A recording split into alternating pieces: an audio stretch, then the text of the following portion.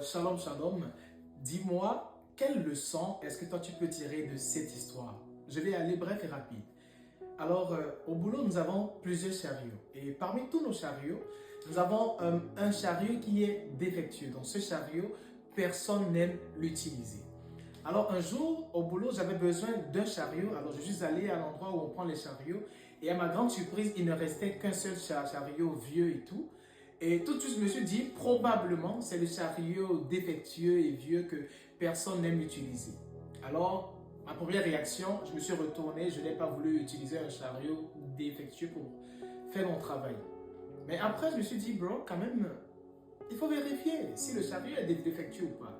Alors, je suis retourné, j'ai pris le chariot, mais à ma grande surprise, ce n'était pas le chariot qui était défectueux.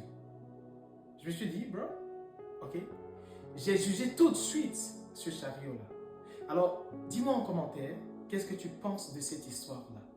Pour moi, il arrive souvent que nous voyons les choses et nous jugeons tout de suite sur leur apparence. Parce que pour moi, il est le seul qui est délaissé là, et tout de suite je me dis, il est certainement le défectueux que personne ne veut utiliser.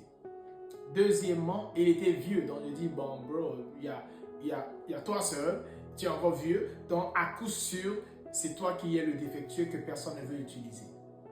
Beaucoup de fois, nous avons rejeté des gens.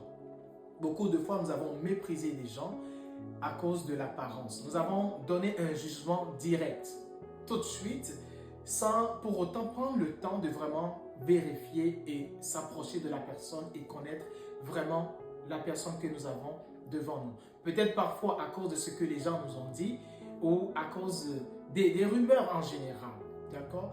Ou à cause des erreurs que d'autres personnes ont vues. Et quand on voit la personne, on a comme tendance à voir les mêmes traits caractéristiques sur la personne. Tout comme j'ai vu que ce chariot était vieux. J'ai tiré ma conclusion. Il était non seulement vieux, mais délaissé, il était seul à l'endroit. Alors, c'était encore moi, votre fidèle frère et serviteur. Que le Seigneur vous fasse énormément du bien. Shalom, shalom chez vous. Amen.